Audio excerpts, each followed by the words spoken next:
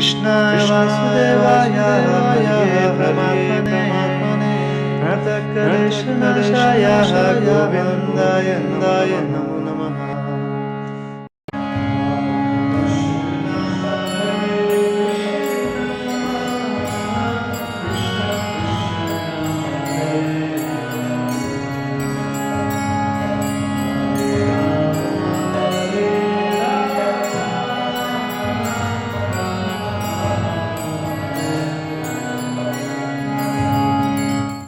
अब भगवत गीता के अनुसार अब हम देखेंगे कि क्या क्या कर्म हैं जिनको करने से व्यक्ति भक्ति में आगे बढ़ेगा, और क्या क्या ऐसे कर्म हैं जिसको करने से व्यक्ति भक्त कभी भी नहीं कहला सकता। भगवान स्वयं बता रहे हैं। देखिए, एक है कि आप किसी अधिकारी से सुनिए कि हाँ देश में ये नियम आ रहा है, एक है कि प्रधानमंत्री संसद में आके बता रहे, तो किस पे ज़्यादा विश्वास होगा? जो प्रधानमंत्री खुद, वो एक अथॉरिटी होनी चाहिए। तो इस पूरे सृष्टि में, सृष्टि ये पृथ्वी ही नहीं, इस पूरी सृष्टि में जहाँ जहाँ भी जीवन है उसमें भगवान से बड़ा अथॉरिटी कोई नहीं है, because he is supreme personality. उनसे बड़ा कोई भी नहीं है। तो भगवान जो बोल रहे हैं वो सबसे बड़ी एक स्टेटमेंट होनी चाहिए हमारे जीवन को। उसी स्टेटमेंट को हमें अपने जीवन का आधार बना के आगे चलना चाहिए। देखिए, भगवान भगवत गीता में सबसे पहले बोल रहे हैं कि इस संसार में कितने भक्त होंगे। जैसे आज हमारे पृथ्वी के ऊपर लगभग 750 करोड़ से ज़्यादा लोग हैं, तो इनमें आप क्या समझते हैं कितने भक्त होंगे? हमारे वृंदावन, हरिद्वार, बद्रीनाथ, केदारनाथ, आज की ये स्थिति है कि लाखों लाखों लोग जा रहे हैं। क्या वो लाखों भक्त हैं? ऐसा नहीं है। भगवान भगवत गीता के 7वें अध्याय के 3 श्लोक में बोल रहे हैं, मनुष्यानाम सहस्रेषु कश्चित् यतति सिद्धये यततम अपि सिद्धानाम कश्चिन् माम वेति तत्वतः। कई हजार मनुष्यों में से कोई एक सिद्धि के लिए प्रयत्नशील होता है, और इस तरह सिद्धि प्राप्त करने वालों में से विरला ही कोई मुझे वास्तव में जान पाता है। मतलब कि जब हजारों लाखों की संख्या में आपको किसी एक जगह वृंदावन जाते हुए, ऋषिकेश जाते हुए, केदारनाथ, बद्रीनाथ देखेंगे लोग जा रहे हैं, तो उसमें से हजारों लाख, अगर 10 लाख लोग हैं तो आप मानिए मात्र 200-300 लोग ही होंगे जो वास्तविक उस मार्ग पे चलने का प्रयास कर रहे हैं, हृदय से प्रयास कर रहे हैं।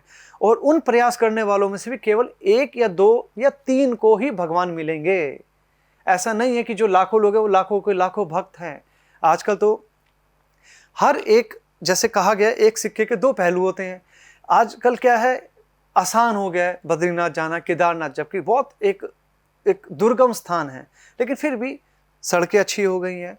सबसे पहले तो हमारे जो भारत सरकार के जो एक मंत्री हैं नितिन गडकरी जी, उनका धन्यवाद है। कैसे कि जब से ये व्यक्ति आए, इन्होंने हर एक तीर्थ, पूरे देश में सड़कें अच्छी कर दी हैं। एक भक्त के लिए एक भक्त हमेशा धन्यवाद करेगा हर एक उस जीव का जो उसकी भक्ति को आसान बनाने के लिए काम में आता है। तो आज हमारी सरकार अच्छी है, सड़कें अच्छी बन रही है, तो हमें बहुत ज़्यादा आसान हो जाता है भगवान के दर्शन करने के लिए, जाने के लिए। तो आज पहले जो 16-16, 18-18 घंटे लगते थे, आज वही रास्ता 8 घंटे में हम कर लेते हैं, और वो भी अच्छे तरीके से। बहुत अच्छी सड़कें हैं इस देश की आज की डेट में। लेकिन देखिए, उसका एक नुकसान क्या है। अब सड़कें अच्छी हो गई, बहुत लोग जा सकते हैं, भगवान के दर्शन का लाभ ले सकते हैं, लेकिन आजकल लोग क्या हैं, सोशल मीडिया का कल्चर है। लोग जाएंगे, सेल्फी लेंगे, और पहले के ज़माने में केवल वही लोग दर्शन के लिए जाते थे जिनके हृदय में वास्तविक भक्ति का एक भाव था।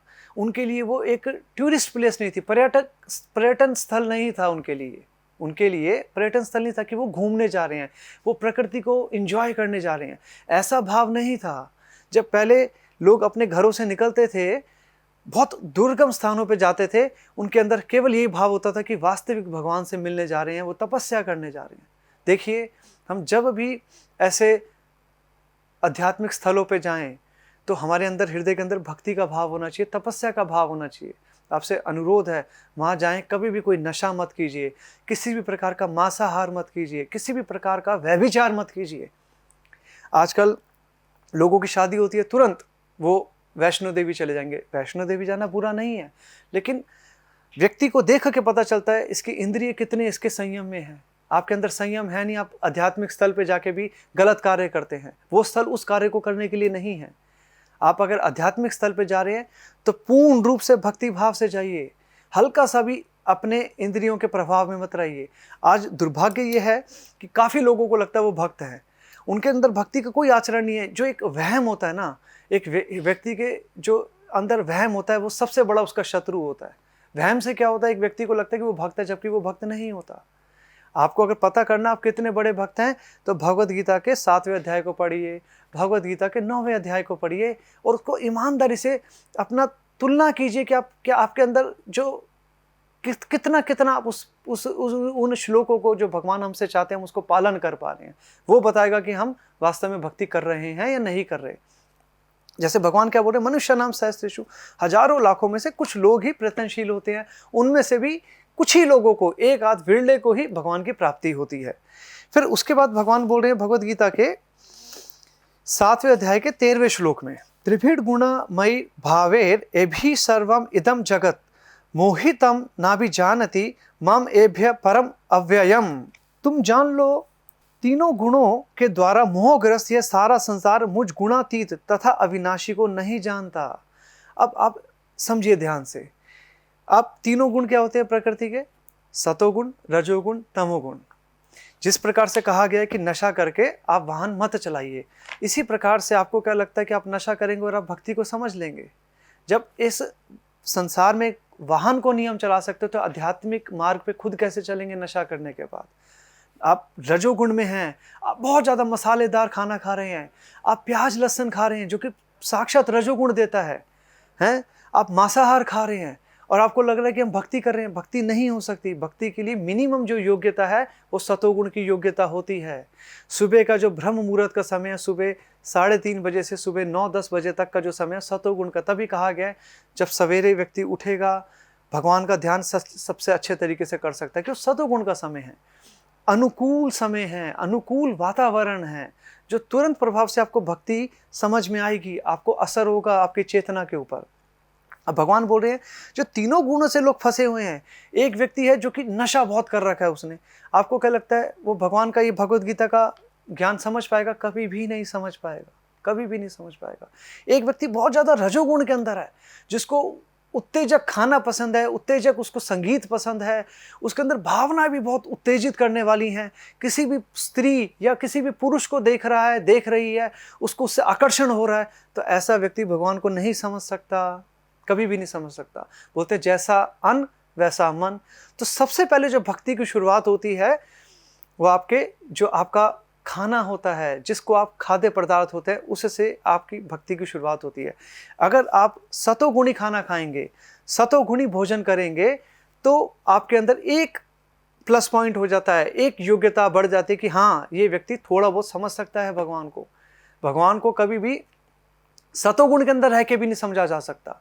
भगवान को तो केवल भगवान की कृपा से ही समझा जा सकता है, लेकिन उस कृपा को पाने के लिए भी कम से कम भी हमें एक सतोगुण का आचरण होना चाहिए। खान पान सतोगुण के हिसाब से होना चाहिए।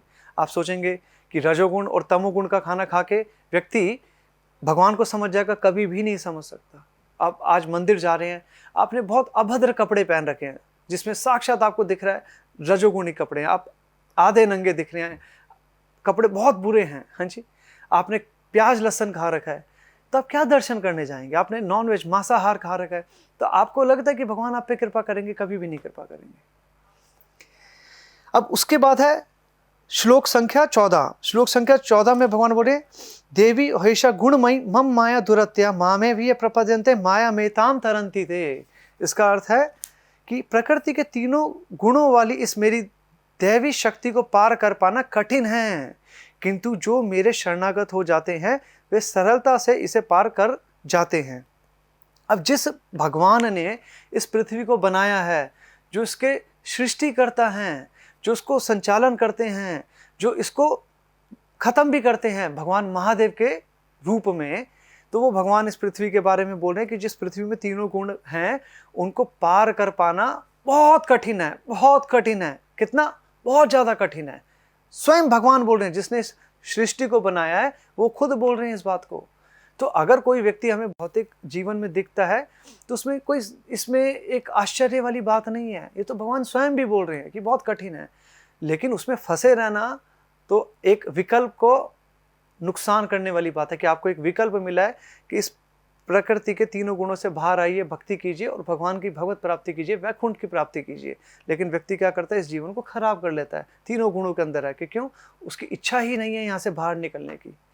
एक सोए हुए व्यक्ति को जगाया जा सकता है, जो जागा हुआ व्यक्ति सोने का नाटक कर रहा है उसको नहीं जगाया जा सकता कभी भी। इसी प्रकार से भगवान बोल रहे कि बहुत कठिन है, उसमें कोई संदेह नहीं है, लेकिन किंतु जो मेरे शरणागत हो जाते हैं वे सरलता से इसे पार कर जाते हैं। तो सबसे बड़ा जो गुण है एक भगवान के भक्त का कि वो शरणागत है। देखिए, भगवत गीता जो व्यक्ति आपको बोल रहा है और जो भगवत गीता सुन रहा है, उन दोनों की योग्यता सबसे पहले क्या है कि वो दोनों का व्यवहार अर्जुन की तरह है। भगवान ने भगवत गीता किसको बोली है, पांचों पांडवों में से केवल अर्जुनों को बोली है। कौरवों को तो छोड़ ही दीजिए। कौरव लोग किस चीज का प्रतीक है, कौरव लोग अधर्म का प्रतीक हैं, पांडव लोग धर्म का प्रतीक हैं। उन पांडवों में से एक जो अर्जुन है वो भगवान के सबसे प्रिय मित्र हैं। भगवान ने बोला तुम मेरे सबसे प्रिय मित्र हो, तभी मैं तुम्हें ये भगवत गीता का ज्ञान दे रहा हूं। भगवान का प्रिय मित्र क्यों है, क्योंकि अर्जुन को भगवान के ऊपर पूरा समर्पण है। भगवान के प्रति अर्जुन को पता है कि ये मेरे परम मित्र हैं, मुझे मेरा भला नहीं पता, ये जो कहेंगे उसी में मेरा भला है। तो जब हमारी भावना अर्जुन की तरह हो जाती है कि भगवान ही हमारे विषय में अच्छा जानते हैं, जैसा वो सोच रहे हैं, जैसा वो कह रहे हैं, केवल उसी को मानना है, तो उसे समर्पण कहा जाता है। क्या बोला है, प्रकृति के तीनों गुणों वाली इस मेरी दैवीय शक्ति, माया भी भगवान की दैवीय शक्ति है, उसको पार कर पाना बहुत कठिन है, स्वयं भगवान बोल रहे हैं। किंतु जो मेरे शरणागत हो जाए, शरणागत मतलब भगवान हमें बताएंगे कि जो व्यक्ति कम से कम सतोगुण के जीवन में रहता है, कम से कम उसके अंदर सतोगुण है, वो सफाई रखता है, बाहरी और आंतरिक भी। ऐसा नहीं है कि देखिए आज संसार में सबसे बड़ा एक दोष है, हमें सड़कें साफ चाहिए, हमें रेलवे स्टेशन साफ चाहिए, बस स्टेशन साफ चाहिए, हमें अपनी गलियां साफ चाहिए, घर साफ चाहिए। थोड़ा भी गंदगी होती है हम बोलते देखिए कितनी गंदगी है घर में, आपका जो भी हेल्प करते हैं आपका, आप उनको डांट देते हैं, देखिए आपने सफाई नहीं करी। हमें सब कुछ साफ चाहिए, कपड़े साफ चाहिए, गाड़ी साफ चाहिए, लेकिन दुर्भाग्य इस बात का कि हृदय के अंदर सारी गंदगी है। यही मनुष्य की सबसे बड़ी एक समस्या है। हर जगह सफाई चाहिए, सामने वाले व्यक्ति का चरित्र भी साफ चाहिए, खुद का चरित्र बहुत गंदा चाहिए। हम कभी भी अंदर की सफाई को ऊपर ध्यान नहीं देते। तो शास्त्र में एक भजन है, मम महन मंदिरे रहा निषेधीन कृष्ण मुरारी श्री कृष्ण मुरारी। तो इसका अर्थ है कि जो मेरा मन है वो एक मंदिर है और उसमें आप रात दिन रहिए। कौन? श्री कृष्ण मुरारी, आप रहिए रात दिन।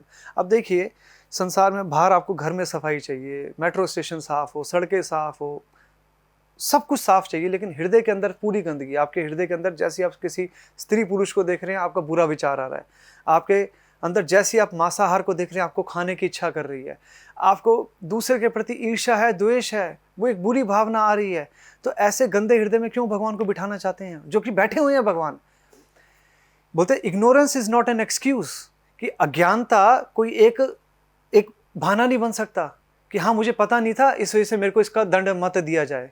पता है या नहीं पता, आजकल तो होता है कि हमें गलती से भी अगर रेड लाइट को क्रॉस कर दे फिर भी एक फ़ोटो घर पे आ जाएगी, ट्रैफिक का चालान आपको मिल जाएगा।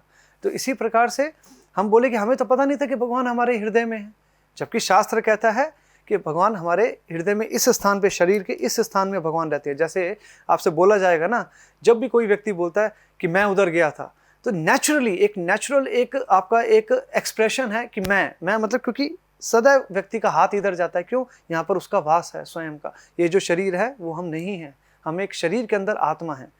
तो ये हमें समझना पड़ेगा कि भगवान को अगर हमें पाना है तो भगवान का दिया हुआ जो रास्ता है उस पर चलना ही पड़ेगा। भगवान का दिया हुआ प्रकृति के तीनों गुणों को पार करना बहुत कठिन है, भगवान स्वयं बोल रहे हैं। लेकिन जो भगवान के शरणागत हैं, भगवान के शरणागत कौन है?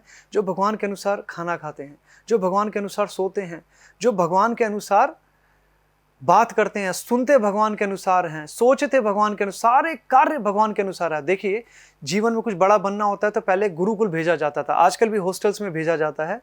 तो जब आप किसी एक गुरुकुल जाते हैं, हॉस्टल जाते हैं, तो आपका खाना भी हॉस्टल वाले डिसाइड करेंगे, सोने का समय, उठने का समय, शिक्षा ग्रहण करने का समय, क्या कपड़े पहनेंगे, वो हर चीज़ आपका हॉस्टल वाले डिसाइड करते हैं। तो इसी प्रकार से अगर इसी जीवन में भगवत भक्ति प्राप्त करनी है, भगवत भक्ति करनी है, तो हमारा जीवन का सोचने से लेकर, उठने से लेकर, बैठना सब कुछ भगवान के अनुसार होगा। ऐसा नहीं है कि हमारे जो मन में आ रहा है हम वो कर रहे हैं और उसको भक्ति का नाम दे दिया कि गाड़ी उठाई, वृंदावन गए, वहाँ पर घूमे फिरे, लस्सी पी, दर्शन करे, 100-500 रुपये चढ़ाए और ये भक्ति होगी। ये भक्ति नहीं है, ये भक्ति नहीं है। भक्ति है भगवत गीता का एक एक श्लोकों को ध्यान पूर्वक पढ़ना और उसको पालन करना जीवन के अंदर, वही भक्ति है।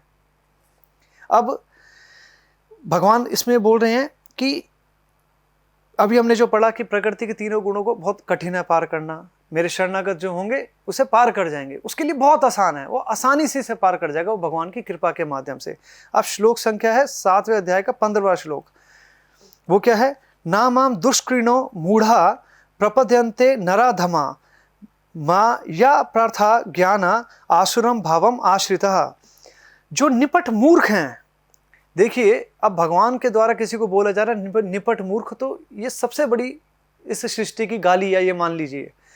जो मनुष्यों में अधम हैं, जिनका ज्ञान माया द्वारा हर लिया गया है, तथा जो असुरों की नास्तिक प्रकृति को धारण करने वाले हैं, ऐसे दुष्ट मेरी शरण ग्रहण नहीं करते। आज के संसार में भी जो एक होता ना, दुष्टों की भी एक कैटेगरी है, ये बहुत बड़ा दुष्ट है और ये बहुत छोटा दुष्ट है। तो ये किस किस डिग्री पे हम किस किस भाव को धारण करे हुए हैं, उस अनुसार हम दुष्ट के अंदर बड़े और छोटे कहलाएंगे। जैसे कि भगवान ने बोला जो निपट मूर्ख है, अज्ञानता। अज्ञानता क्या है कि हमें लगे भगवान तो कुछ होता नहीं है, ये तो संसार में एक बहुत बड़ा बिग बैंग हुआ था, उसके बाद ये पृथ्वी अपनी शेप में आ गई, ये 9 ग्रह ऐसी एक ग्रेविटेशन पुल एंड पुश के चक्कर में घूम रहे हैं और हम यहाँ पर ऐसे ही पैदा हो गए। डार्विन्स थ्योरी, ये एक सबसे बड़ी मूर्ख थ्योरी है कि पहले एक बंदर से इंसान बन गया। ऐसा कभी नहीं, बंदर भी थे, इंसान भी शुरू से ही है। उसके बाद आ गया जो मनुष्यों में अधम है, जो सबसे हुआ गिरे हुए चरित्र का व्यक्ति है, अधम चरित्र। आप अधम और आप नीचे और ऊपर कैसे होते हैं? अपने व्यवहार से, अपने आचरण से। जिसका आचरण सबसे ज्यादा मनुष्यों में बुरा है। शरीर तो मनुष्य का है, लेकिन जो उसके कार्य है वो कैसे हैं? जानवरों से बेहतर नहीं है। इसके ऊपर जो एक श्लोक है, भगवान ने क्या बोला है हितोपदेश के अंदर है कि आहार निद्रा भय मैथुनम च समाना नाम इतः पशुभीर नरा नाम धर्मो ही तेषाम अधिको विशेषो धर्महीन पशु भी समाना धर्मीहीन पशु भी समाना। मतलब कि ये जो आहार निद्रा भय मैथुन है, ईटिंग मीटिंग स्लीपिंग डिफेंडिंग, ये अगर जानवरों के अंदर भी है, इंसानों में भी है। केवल जो धर्म है, धर्म का मतलब है सेंस ऑफ रिस्पॉन्सिबिलिटी, वो हमें जानवरों से अलग करता है। नहीं तो जिस व्यक्ति के अंदर धर्म नहीं है, धर्म का अर्थ कि उसको क्या करना है क्या नहीं करना, सही और गलत पहचान करने की क्षमता, तो वो व्यक्ति द्विपाद पशु कहलाता है, 2 पैरों पर चलने वाला जो पशु होता है शास्त्र के अनुसार। तो भगवान क्या बोल रहे हैं इसमें? जो निपट मूर्ख है, मनुष्य में अधम है, जिनका ज्ञान माया द्वारा हर लिया गया है, जिनको पता ही नहीं कि आज वो मांसाहार खा रहे हैं, आज वो व्यभिचार कर रहे हैं, उनको बहुत ज़्यादा दंड मिलने वाला है। बहुत ज़्यादा, इतना दंड मिलता है जब व्यक्ति पाप वाले जीवन में रहता है कि व्यक्ति के आंसू खत्म हो जाते हैं लेकिन कष्ट खत्म नहीं होता। आपका जो दुख का एक्सप्रेस करने की क्षमता खत्म हो जाएगी लेकिन दुख खत्म नहीं होगा। तथा जो असुरों की नास्तिक प्रकृति को धारण करने वाला है। असुरों के क्या क्या गुण थे? जैसे भक्तों के गुण है, ऐसे असुरों के भी गुण है। गुण के आधार पर व्यक्ति एक भक्त बनता है, गुण के आधार पर व्यक्ति एक असुर कहलाता है। गुण के आधार पर व्यक्ति ब्राह्मण है, वैश्य है, शूद्र है, क्षत्रिय है। अब कोई व्यक्ति बोले मैं ब्राह्मण हूं, वो जन्म से कोई ब्राह्मण नहीं है। जैसे डॉक्टर का बेटा बोले मैं भी डॉक्टर हूं, सरकार जेल में डाल देगी उसे उठा के। क्यों?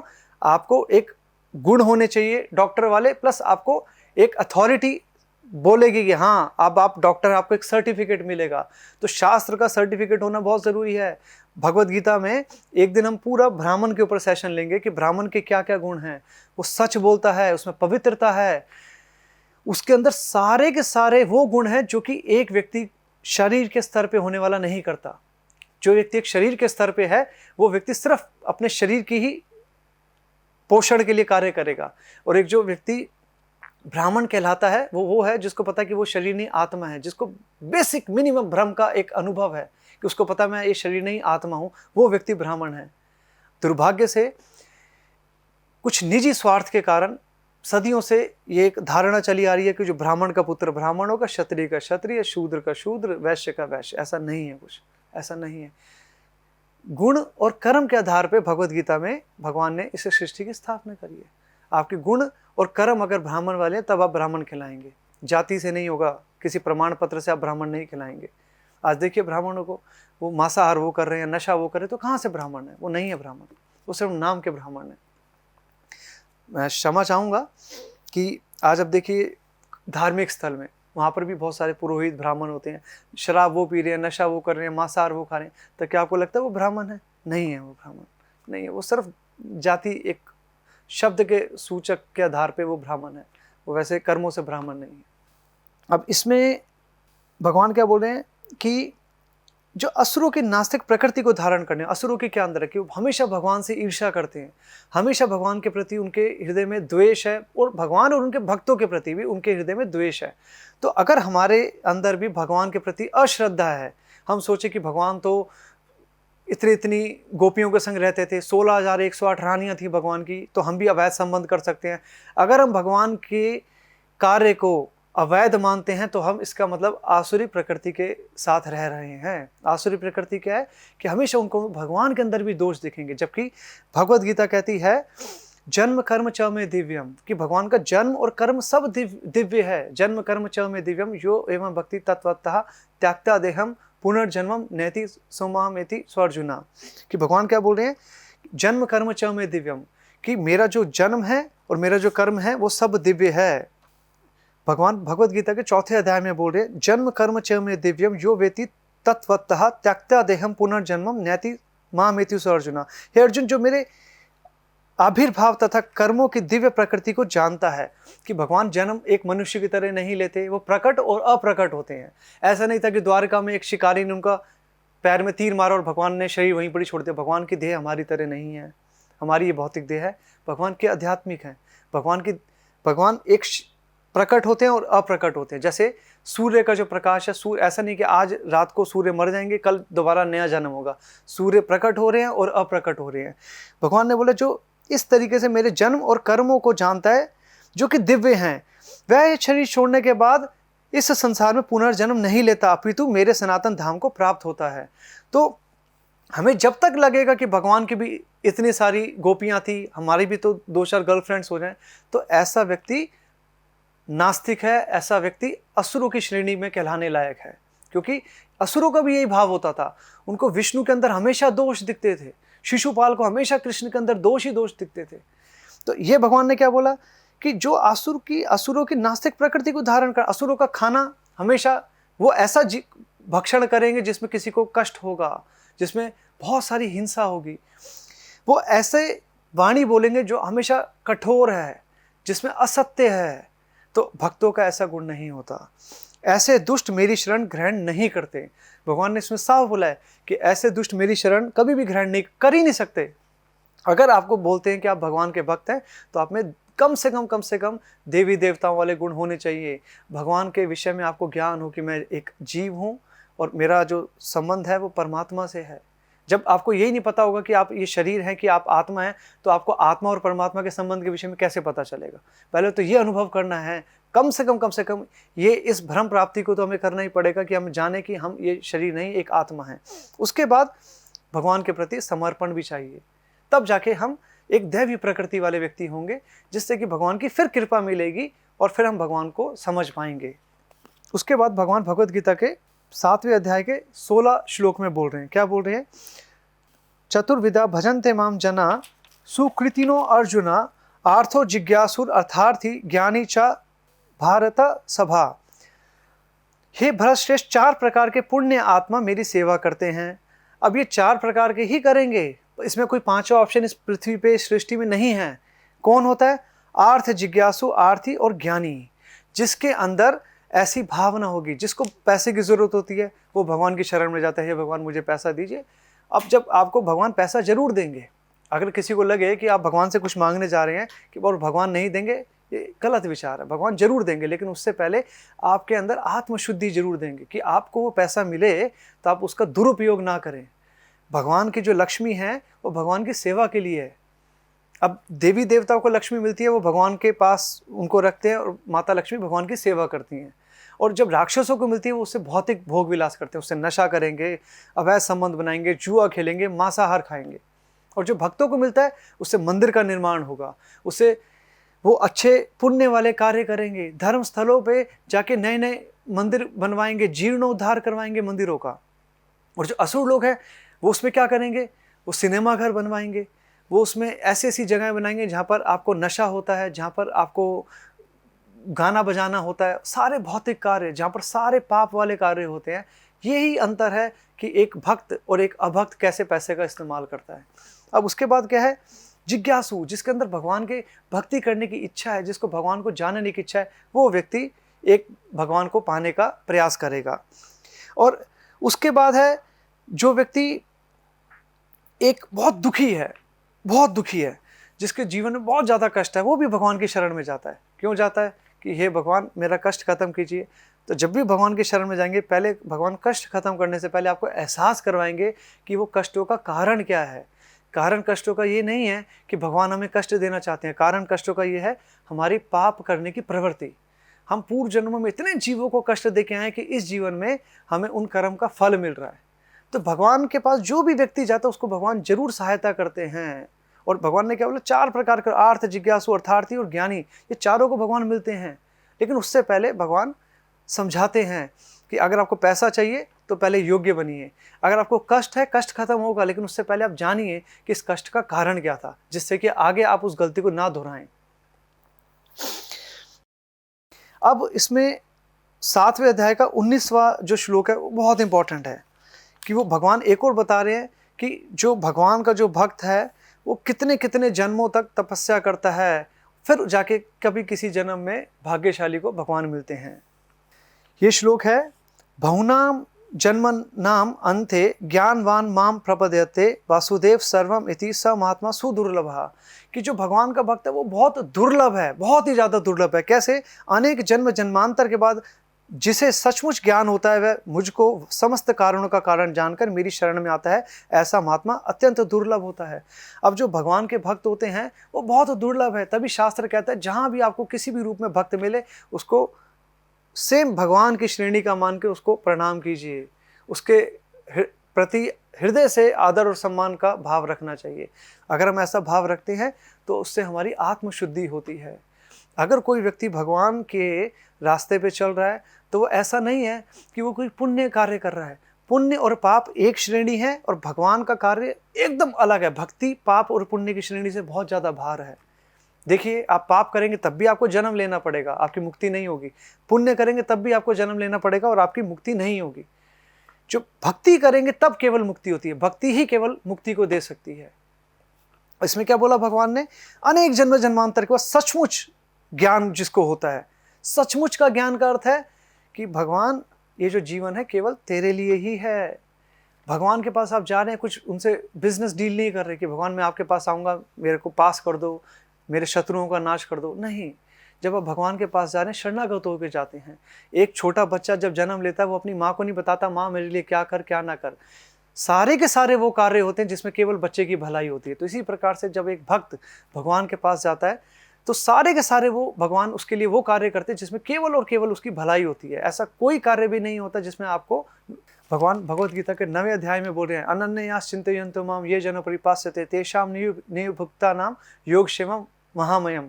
कि जो मेरे अनन्य भाव से भक्ति करेगा उसको पास जो है उसकी रक्षा करूंगा, जो नहीं है उसको वो दूंगा मैं। तो जब आप भगवान के पास जा रहे हैं, भगवान को पता है आपकी क्या ज़रूरतें हैं और भगवान को पता है जो आपके पास है उसकी रक्षा भी भगवान करेंगे। तो एक भक्त का सदैव यही भाव होता है कि भगवान मैं तेरी भक्ति कर रहा हूँ, जो मेरे में अशुद्धि है उसको दूर कीजिए, मेरे को आत्मबल दीजिए, मुझे शक्ति दीजिए ताकि मैं कभी भी भौतिक माया से प्रभावित ना रहूं। तो आज के लिए हम इतना ही मानते हैं कि भगवान भगवत गीता में क्या क्या नियम बता रहे हैं और इसके अलावा अगर कोई भी चीज़ है वो भक्ति नहीं है। और ये सारे जो नियम है एक गुरु के लिए भी पूरे हैं और एक शिष्य के लिए भी। एक गुरु वही है जो पहले बहुत अच्छा एक शिष्य है। अगर आप सोचें कि आप अच्छे शिष्य नहीं हैं और केवल आप गुरु ही हैं तो ऐसा, जो एक अच्छा शिष्य होता है केवल वही एक अच्छा गुरु होता है। और गुरु के अंदर भी सारे यही गुण होंगे जो भागवत गीता बोल रहा है, जो भागवतम बोल रहा है, जो आपको एक प्रवचन दे रहा है, आपको देखना पड़ेगा क्या उसके अंदर भी ये गुण है या नहीं है, क्या उसके अंदर भौतिक ऐशो आराम, क्या उसके अंदर भौतिक एक संसार के प्रति कितना आकर्षण है। देखिए हमने देखा है आज लोग विदेशों में प्रचार करने जाते हैं, भक्ति का प्रचार करने जाएंगे। भक्ति का अर्थ ये है कि केवल आसक्ति कृष्ण के प्रति, बाकी किसी भी चीज़ से कोई आसक्ति नहीं। अब वो प्रवचन करेंगे, सब कुछ करेंगे, उसके बाद उसी देश में वो वहाँ के जो टूरिस्ट जो स्पॉट्स होते हैं वहाँ पर घूम रहे होते हैं। तो अब देखिए ये किस प्रकार का प्रवचन है। क्या प्रवचन कर रहे हैं कि केवल हरि ही एक सत्य है, हरि ही अटल सत्य है, हरि के सिवा और कुछ भी नहीं है। और फिर जब उसकी माया है, उस माया को आप खुद देखने जा रहे हैं, उस माया को खुद आप भोग रहे हैं, एंजॉय कर रहे हैं। तो ये समझना पड़ेगा कि एक प्रचारक वही होता है जिसका आचरण में वो सारा शास्त्र आपको दिखे। पहले आचार फिर प्रचार। जिसके व्यक्ति के पास आचरण नहीं है और वो केवल भाषण कर रहा है, तो भारत में ऐसे गुरुओं की कमी नहीं है। जब आप अच्छे से भगवत गीता को एक एक शब्द को ध्यानपूर्वक, हर एक श्लोक को ध्यानपूर्वक पढ़ेंगे, समझेंगे, बार बार उस पर चिंतन करेंगे, तब आपको समझ आएगा, आपके अंदर एक क्षमता आएगी भगवान की दी हुई कि आपको पता चलेगा सही क्या है, गलत क्या है। और फिर आपके अंदर आत्मबल आएगा कि सही रास्ते पे आप चल पाएंगे और गलत को त्याग कर पाएंगे। हरे कृष्णा।